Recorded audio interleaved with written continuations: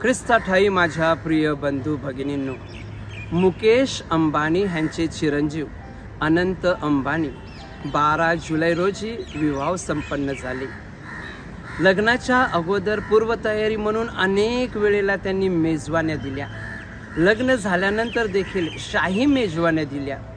कार्यक्रम कोणताही असू द्या, छोटा असू द्या, मोठा असू द्या, जन्माचा असू द्या, मरणाचा असू द्या, परंतु भोजनाचा कार्यक्रम असतो। आणि म्हणून आपण पाहतो गल्लोगल्ली कोणत्याही चाळीबोळीमध्ये आपण खानावळी, आपण हॉटेल पाहतो, कमीत कमी वडापावची टपरी देखील आपण पाहतो। कारण माझ्या प्रिय बंधू भगिनींनो, आपण मानव आहोत आणि आपल्याला पोट आहे। आपण अन्न खाल्ल्यामुळे आपल्या शरीराला ऊर्जा आणि ताकद मिळते, म्हणूनच आपण भोजन करत असतो। सकाळी उठल्यानंतर पहिला प्रश्न आपल्याला भेडसावतो तो, आज जेवण काय करायचं, आज जेवण काय खायचं। आणि अशा वेळेला माझ्या प्रिय बंधू भगिनींनो, पूर्वी आपण भारतीय संस्कृतीतलेच पदार्थ खायचो, परंतु आधुनिक जगामध्ये आपण भारताच्या सीमेच्या पलीकडे जाऊन पाश्चात्य देशातील पिझ्झा, बर्गर, पास्ता, मोमोज पासून सगळं काही आपण खायला लागलेलो आहोत। एकीकडे माझ्या प्रिय बंधू भगिनींनो, आपण पाहतो की जगामध्ये अन्नधान्याची नासाडी होत आहे आणि दुसऱ्या बाजूला आपण पाहतो की भुकेने काकुळ व्याकुळ झालेले अनेक लोक मृत्युमुखी पडत आहेत। आज देवाचे आपण आभार मानायला हवेत की परमेश्वराने आपल्याला भूक दिलेली आहे, अन्न दिलेलं आहे, परंतु कदाचित काही आजारामुळे ते अन्न आपण चांगलं खाऊ शकत नाही, चांगलं अन्न आपण खाऊ शकत नाही, त्याचा आनंद आपण लुटू शकत नाही। आणि अशा वेळेला परमेश्वराने आज आपल्यासाठी योहानाचं शुभवर्तमान अध्याय 6 ओवी 1 ते 10 पर्यंत आपण जर पाहिलं, 5000 तो जेवू घालतो, हा चमत्कार आपल्याला ऐकायला मिळतो। प्रिय बंधू भगिनींनो, परमेश्वराने 5000 लोकांना जेवण का दिलं? हा भोजनाचा चमत्कार काय केला? तर साधं सोपं गणित आहे माझ्या प्रिय बंधू भगिनींनो। प्रभू येशूला माहीत होतं हे लोक डोंगर चढून वर आलेले आहेत, त्यांनी माझं वचन ग्रहण केलेलं आहे, वेळ झालेली आहे आणि ते मानव म्हणून त्यांना भूक लागलेली आहे। आणि अशा वेळेला उचित म्हणजे त्यांना भूक लागलेली असताना त्यांना अन्नच द्यायला हवं। आणि म्हणून प्रभू येशू हा चमत्कार करतो आणि 5000 लोकांना जेवण घालतो।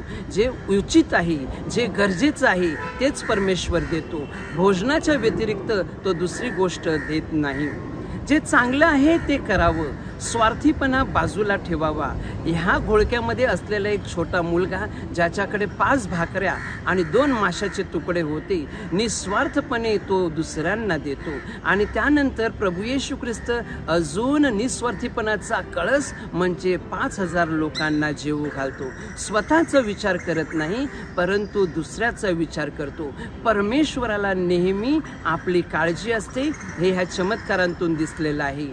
परमेश्वर माझ्या प्रिय बंधू भगिनींनो, प्रभू येशू हा आपलं दिव्य वचन सांगत असताना स्वर्गीय भोजनाचा आनंद काय आहे, स्वर्गीय भोजनामध्ये किती रहस्य लपलेली आहेत, हे सांगण्यासाठी हे भौतिक जेवण त्यांना देतो। 5000 लोकांना जेवण देऊन ह्या जेवणाद्वारे तुमच्या शरीराचं पोषण होतं, परंतु मनुष्य म्हणजे फक्त शरीर नव्हे तर आत्मा आहे। पोटाची भूक ही शरीरासाठी आहे, आत्म्याची भूक ही तुमच्या आत्म्यासाठी आहे। आणि म्हणून स्वर्गीय भोजन म्हणजे पवित्र मिस्साबलीमध्ये प्रभू येशू त्याचं शरीर आणि रक्त देतो, हे आपण वेळोवेळी ग्रहण करायला हवं। हे 5000 लोकांना जेवण दिल्यानंतर पंक्तीने लोक बसलेली होती आणि एक तरुण मुलगा माझ्या प्रिय बंधू भगिनींनो, त्याच्या पुढ्यामध्ये त्याच्या समोर काहीच नव्हतं। प्रभू येशू एक गरका मारत असताना पाहिलं की ह्या तरुणाने जेवण का केलं नाही, जेवण का घेतलं नाही, म्हणून त्याला प्रश्न विचारला, तुला भूक लागली नाही का? आणि तो बोलला, माझ्या प्रिय बंधू भगिनींनो, मला भूक आहे आणि जेवणही चांगलं आहे, परंतु मी घेतलं नाही, कारण तुझं वचनच दिव्य वचन होतं।